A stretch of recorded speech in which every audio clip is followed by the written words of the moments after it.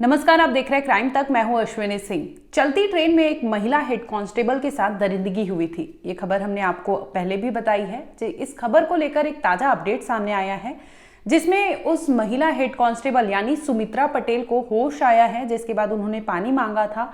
लेकिन अब महिला हेड कांस्टेबल ने बकायदा अपना बयान दिया है, पुलिस के सामने अपना बयान दर्ज करवाया है, जिसमें उन्होंने खुलासा किया है कि उनके साथ उस रात उस ट्रेन में यानी सरयू एक्सप्रेस ट्रेन में क्या हुआ था, कौन वो दरिंदे थे, उसका खुलासा सुमित्रा पटेल ने किया है।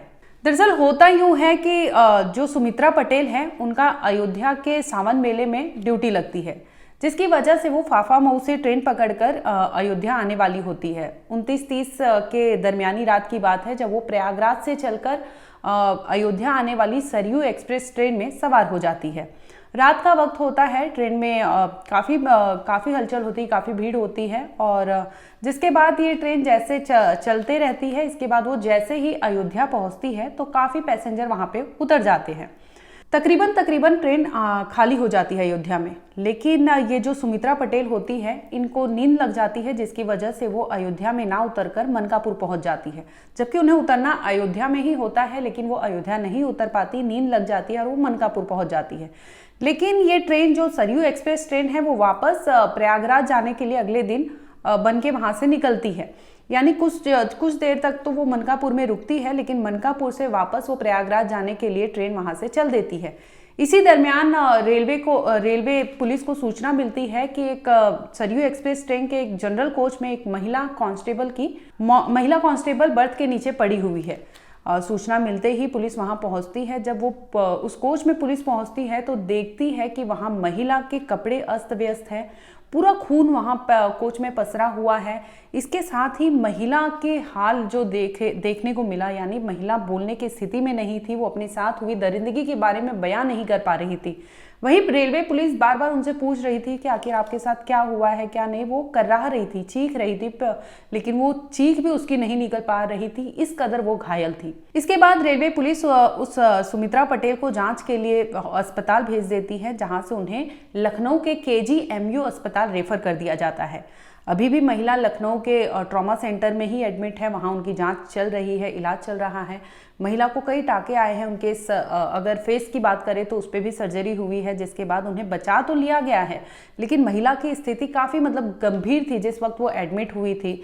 कई आला अफसर भी उनसे मिलने पहुंचे थे, जिसके बाद मामले का खुलासा हुआ, चीज़ें सामने आई। इसी को लेकर इलाहाबाद हाईकोर्ट के चीफ जस्टिस ने आधी रात को अपने घर पे बेंच बिठाया था, जिसमें उन्होंने यूपी सरकार को तलब किया था। इसके साथ ही रेलवे पुलिस से भी जवाब मांगा था कि आखिर एक चलती ट्रेन में महिला हेड कांस्टेबल जैसी लोगों के साथ अगर इस कदर की हैवानियत होती है, इस तरह की दरिंदगी होती है, तो ऐसे में सोचने वाली बात है कि आम जनता का हाल क्या होगा।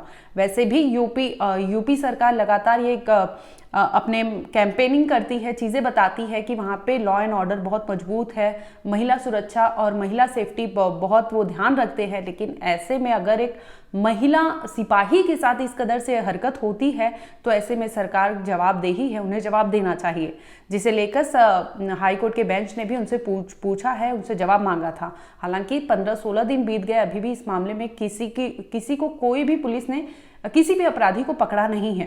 हालांकि जांच लगातार चल रही है। इसी बीच हमने देखा कि मनकापुर रेलवे स्टेशन पर एक वीडियो सामने आया, जिसमें रेलवे पुलिस बकायदा उसमें बैठी है, जांच पड़ताल कर रही है। रेलवे ट्रैक से मनकापुर से चलकर वो कुछ डिस्टेंस पे आती है, जहां पे रेलवे ट्रैक पे वो नजर आ रही है और जांच कर रही है कि आखिर सुमित्रा पटेल के साथ जो दरिंदे थे वो कहाँ गए।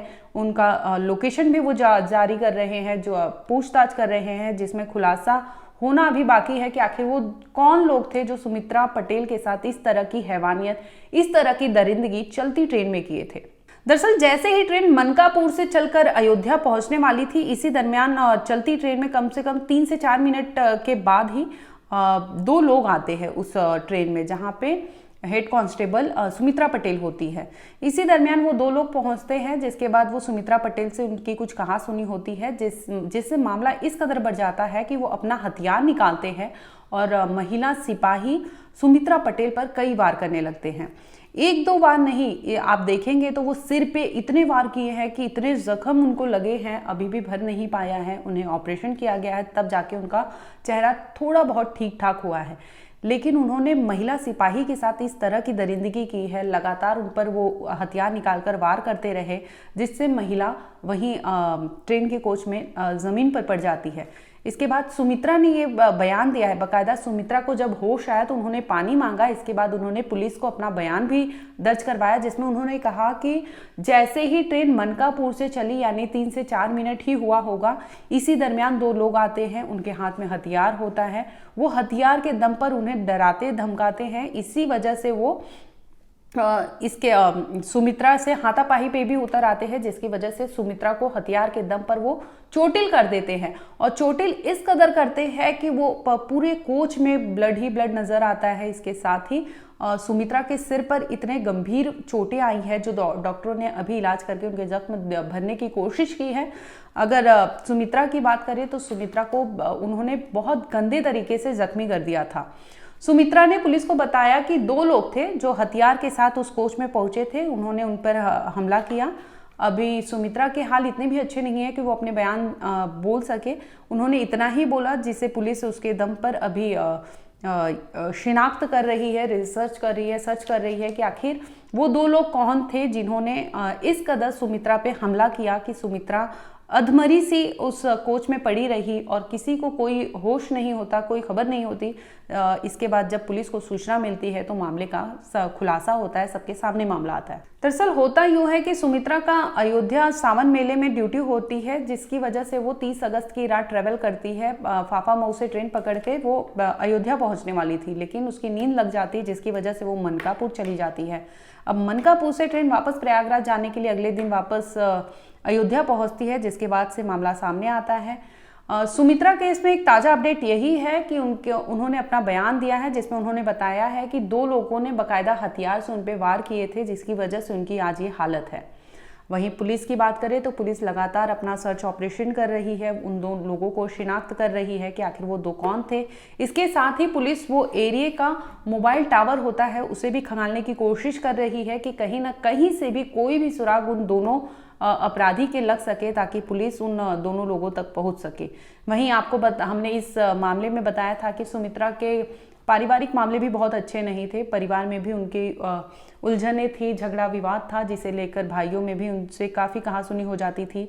बरकत नाम के लड़के से वो मिला करती थी, उनका ऑफिस आना जाना या छोड़ना करना भाइयों को नहीं पसंद आता था, जिसकी वजह से घर में भी कलेश रहती थी सुमित्रा के। और सुमित्रा ने अपना घर अलग बनाने का भी फैसला किया, उसका घर भी बन रहा है।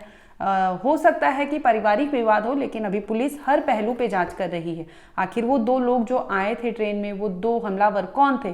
किसी ने क्या किसी मकसद से भेजा था, या फिर वो ऑल ऑफ सडन चीज़ें देखे और चीज़ें हो गई? किसी वारदात को उन्होंने प्लानिंग के तहत अंजाम दिया? सुमित्रा पटेल के साथ ही इस कदर की दुर्घटना करने का, इस कदर हमला करने का आखिर उनका मकसद क्या था? अब अभी पुलिस उन्हें पकड़ने की कोशिश कर रही है, लगातार जांच कर रही है।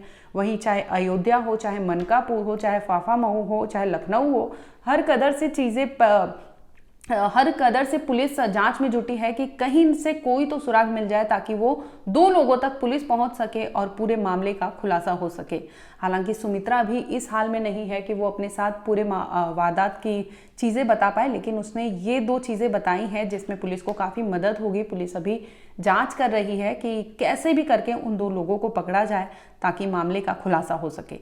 फिलहाल इतना ही। इस मामले को लेकर कुछ भी अपडेट होगा हम आप तक ज़रूर लाएंगे। देखते रहिए क्राइम तक।